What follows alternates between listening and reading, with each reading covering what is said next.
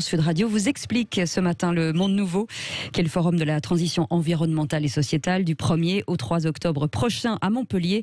Et pour en parler ce matin, Marie-France Marchand-Baillette, bonjour, bienvenue. Bonjour.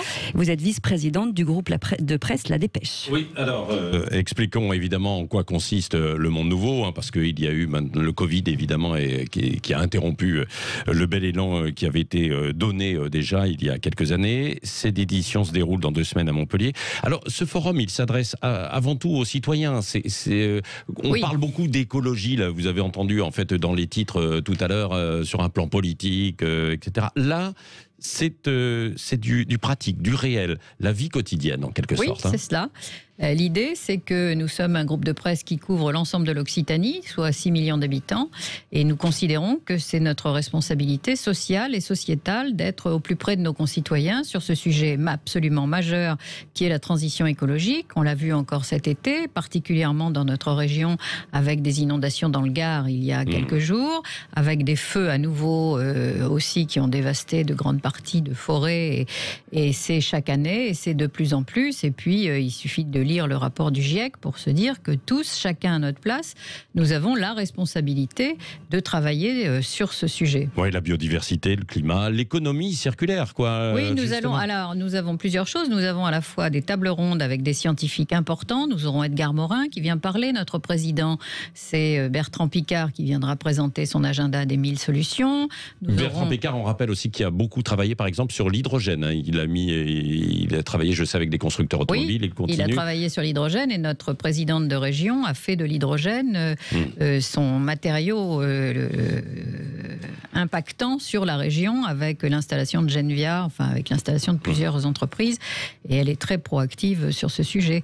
Et de même le maire de Montpellier, qui lui aussi est très attaché. C'est pour ça que nous l'avons fait à Montpellier, avec le soutien de notre journal Midi Libre, et c'est gratuit, c'est ouvert à tout le monde. Donc on a à la fois des tables rondes avec des scientifiques, on a aussi des rencontres inspirantes avec des personnalités, et puis beaucoup d'ateliers pour permettre aux enfants, aux jeunes, mais aussi aux adultes que nous sommes tous, de voir comment chacun à notre place, nous pouvons faire ce que j'appelle la part du colibri, c'est-à-dire je fais ma part, et nous, groupe de presse qui rentrons dans la vie de nos concitoyens tous les jours, nous essayons aussi de faire notre part. Oui, des ateliers avec des associations qui viennent démontrer ce qu'elles font, quoi, déjà. Oui, c'est ça. Sur le terrain, les projets. Réparer son matériel électroménager, transformer sa garde-robe pour ne pas à nouveau impacter la planète, réparer son vélo, tout ce qui touche, et puis comment dans son jardin composter, etc. Il y a 25 ateliers pour l'instant qui viennent montrer ce qu'il faut faire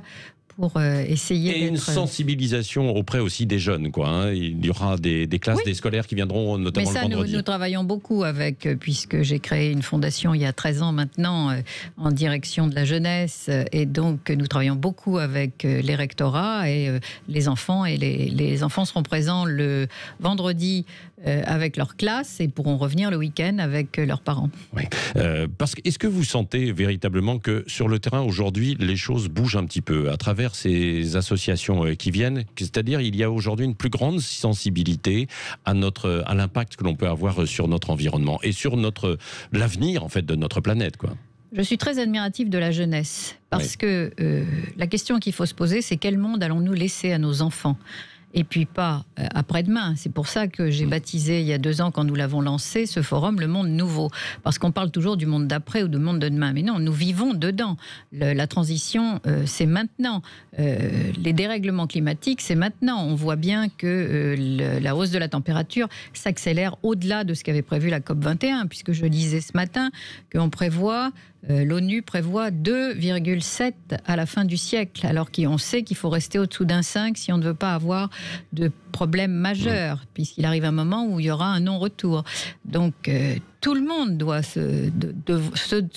être le sujet majeur des politiques. Mais est-ce que c'est pas un peu ringard, parce qu'on a l'impression que finalement, nous, les plus âgés, on est un petit peu ringard, parce que les jeunes parlent de reconditionnement, c'est presque eux qui vont acheter des produits d'occasion, alors que nous, on continue à aller acheter du neuf. Est-ce que c'est pas eux finalement qui nous donnent des leçons ? Mais non, Cécile, vous n'achetez plus de neuf, j'espère. Non, mais moi j'en achète de moins en moins, ça c'est sûr. Mais nos enfants nous montrent l'exemple, oui, mais je pense qu'ils n'ont pas le choix. Est-ce que vous vous rendez compte ce qui leur arrive ? La planète, dans quel état elle est? On a perdu 50% de la biodiversité en 50 ans.